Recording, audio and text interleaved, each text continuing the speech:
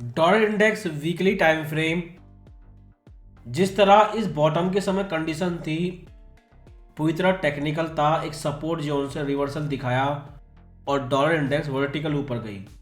लगभग same condition ऐसी है, एक रेजिस्टेंस लेवल को टेस्ट कर रहा है और top to bottom 50% retracement level है और ऊपर जाता है तो 61% ट्रेसमेंट लेवल होगा 108,732 लेवल पे, या ये कह सकते हैं ये एंटायर एरिया रेजिस्टेंस जोन है।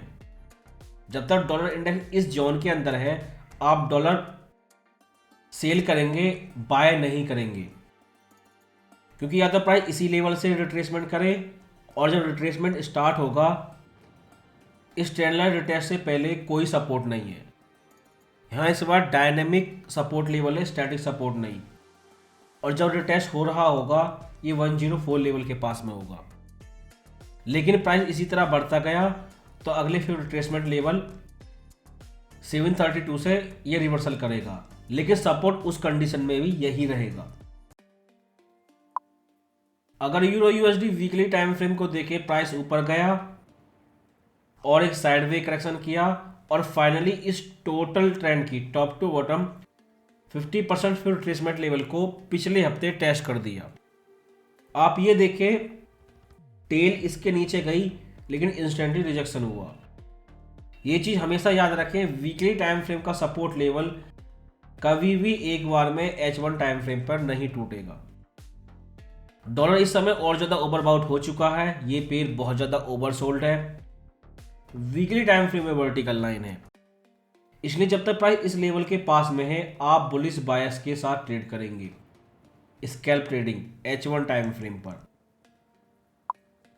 अगर GBP/USD H4 टाइम फ्रेम को अगर आप देखें तो प्राइस वर्टिकली नीचे आया जैसे क्रैश हो रहा हो और अपने रास्ते में आने वाले सभी सपोर्ट लेवल को इसने ब्रेक कर दिया है। डॉलर जिस तरह हाईली ओवरबाउट है डॉलर इंडेक्स, ठीक है, उस तरह GBP/USD भी बहुत ज़्यादा ओवरसोल्ड है और ये 126 सपोर्ट लेवल के नीचे हैं। इस करंट प्राइस लेवल पे, करंट मार्केट सेंटीमेंट पे हम बुलिश बायस के साथ इस पेयर को ट्रेड करेंगे, क्योंकि करेक्शन करके प्राइस ऊपर गया तो हो सकता है ये head and shoulder chart pattern बनाए और नीचे आने पे 126 लेवल पे, इस सपोर्ट लेवल पे टेस्ट पे आप फिर से बाय करेंगे, लेकिन अपसाइड टारगेट सिर्फ एक ही होगा 130 लेवल, यानी कि 126 लेवल के नीचे आप बुलिश बायस के साथ ट्रेड करेंगे और अपसाइड टारगेट आप टारगेट करेंगे 130, क्योंकि इतना ज़्यादा वर्टिकल लाइन में नीचे आने के बाद इस पेयर को बहुत बड़ा करेक्शन चाहिए। USD JPY weekly time frame आप देख सकते हैं पिछले 2 साल से ये पेयर साइडवे है 152 लेवल के पास में। अभी कंडीशन ऐसी है, हो सकता है कट भी ना करे, पॉज करे दिसंबर महीने में, और जितने भी कट करते हैं इनके लिए प्रॉब्लम है, वो फ्यूचर में रेट हाइक का रिस्क बढ़ाएंगे। लेकिन 1 साल बाद जब हम दिसंबर 2025 में होंगे उस समय रेट कट हो रही होगी, एग्रेसिव रेट कट, और तब ये पेयर नीचे जाएगा। शॉर्ट टर्म में ये प्राइस 152 के ऊपर रह सकता है, लेकिन लॉन्ग टर्म में 142 के नीचे ही ट्रेड कर रहा होगा। USD CAD weekly time frame, price ने एक लंबी रेंज को फाइनली ब्रेकआउट किया, लेकिन पिछले हफ्ते इंस्टेंटली आपको यू टर्न देखने को मिला। टोटल वर्टिकल रेड कैंडलस्टिक थी, रेंज के बाहर प्राइस रुक ही नहीं पाया, क्योंकि ब्रेकआउट तो हुआ है, टेक्निकल आप देखें रिटेस्ट उसके बाद नया हाई, लेकिन इससे पहले कि रिटेस्ट के बाद ये फिर से फ्लाई करे, डॉलर इंडेक्स पहले ही बहुत ज़्यादा ओवरबाउट हो चुकी है। इसलिए पहले करेक्शन देखें, प्राइस कितना करेक्शन करता है, 50% या 61%, तब उसके बाद डिसाइड करेंगे प्राइस कितना ऊपर जाएगा। अगर सिल्वर डेली टाइम फ्रेम को आप देखें, इससे ज़्यादा क्लियरिटी और क्या होगी। आपके पास एक क्लियर ट्रेंड लाइन है जो टोटल 5 बार रिटेस्ट हो चुकी है, एक क्लियर स्टैटिक हॉरिजॉन्टल रेजिस्टेंस है 32। अगर प्राइस करेक्शन करके और ऊपर जाता है तो आप 32 लेवल पे सेल करेंगे, टारगेट होगा ट्रेंड लाइन का ब्रेकआउट होना। क्योंकि नीचे आने के बाद जो प्राइस ऊपर जा रहा है ये केवल रिट्रेसमेंट है। अभी आप फीवर रिट्रेसमेंट टूल यूज करें या स्टैटिक रेजिस्टेंस 32 को देखें, लेकिन है ये करेक्शन, और करेक्शन के बाद ट्रेंड लाइन ब्रेकआउट करेगा। अगर ट्रेंड लाइन ब्रेकआउट हो जाती है उसके बाद रिटेस्ट का वेट करेंगे, ट्रेंड लाइन रिटेस्ट पर फिर से सेल करेंगे, लेकिन डाउनसाइड टारगेट होगा $26। इसलिए आपके पास डायनेमिक सपोर्ट लेवल है जिसे आप चार्ट पैटर्न कह सकते हैं, ट्रेंड लाइन। $32 सेलिंग एरिया है, $26 प्रॉफिट टेकिंग एरिया है, और ट्रेंड लाइन के ऊपर आपको अपने रिस्क मैनेजमेंट के बेस पे सेल करना है। बिटकॉइन के एग्जाम्पल से समझिए, जैसा सेम टू सेम बुक में छपा होता है सेम टू सेम वैसा ही है। प्राइस वर्टिकली ऊपर गया, फ्लैग चार्ट पैटर्न बनाया, फिर वर्टिकली ऊपर गया, और दोनों ही पोल की लंबाई सेम टू सेम है। रूमर है जो गोल्ड डंप किया था, डंप करने वाले कौन है ये अभी क्लियर नहीं हुआ है, लेकिन डंप करने वालों ने गोल्ड को बिटकॉइन में कन्वर्ट किया है। वो गोल्ड को बिटकॉइन से रिप्लेस कर चुके हैं।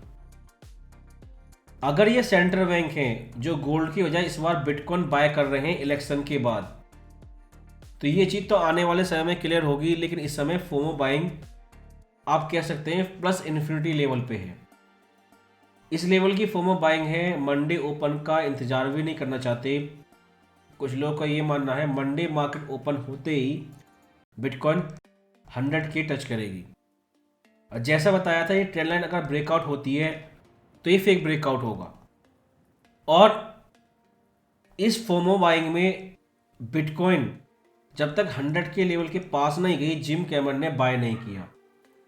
फ्राइडे के समय जिम कैमर बिटकॉइन पे बुलिश हैं और ये वीडियो वायरल हो चुकी है।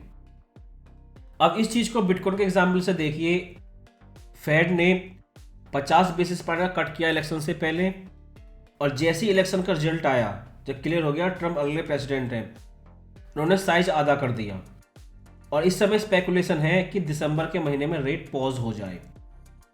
यानी कि बाइडेन के इलेक्शन को बचाने के लिए इन्होंने सब कुछ किया, और जिसकी वजह से इन्फ्लेशन बढ़ रही है CPI में, PPI में, और इस हफ्ते PCE आएगी। अगर ये भी बढ़ी तो और भी पैनिक होगा।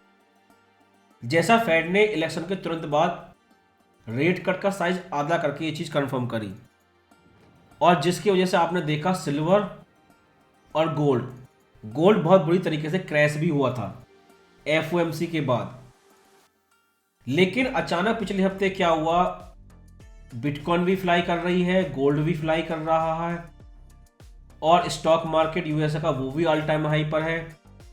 क्योंकि FOMC मेंबर कास्कारी से क्वेश्चन पूछा गया था, उनका रेट कट स्टार्ट हो चुका है, 2 रेट कट पहले ही हो चुके हैं, उसके बाद भी एसेट प्राइस बबल है, ये सब चीज़ें ऑल टाइम हाई पर हैं, और इन्फ्लेशन इकोनॉमिक इंडिकेटर में भी बढ़ रही है। अगर ऐसी कंडीशन में ये रेट कट करते हैं तो इन्फ्लेशन बढ़ती जाएगी, और हाइक के समय जब ये रेट हाइक कर रहे थे इन्फ्लेशन लौट कर वहीं पहुंच जाएगी। अगर ऐसा है तो इनके रेट हाइक और रेट कट का क्या फायदा होगा? क्योंकि कास्कारी ने क्लियर जवाब नहीं दिया था, उस वजह से शायद ये फोमो बाइंग हुई है। इसमें इस हफ्ते की PCE मोस्ट इंपॉर्टेंट है। अगर US oil weekly time frame को आप देखें तो प्राइस $65 के ऊपर साइडवे है। प्राइस साइडवे करेक्शन कर रहा है, लेकिन इस लेवल को ब्रेकआउट नहीं करता। अगर ये लेवल ब्रेकआउट होगा तो क्रैश होकर प्राइस $42 पर जाएगा, क्योंकि रिसेशन को ये बार बार डिले करते जा रहे हैं, और जिसकी वजह से इन्फ्लेशन बढ़ती जा रही है। अगर इन्होंने रिसेशन स्टार्ट करने की परमिशन दे दी, वो चाहे रेट पॉज करके करें या रेट हाइक करके करें, जैसे भी चाहें, तो $65 ब्रेकआउट हो जाएगा और ऑयल $42 तक जा सकता है। लेकिन जब तक रिसेशन नहीं आएगी प्राइस $65 के ऊपर ही रहेगा।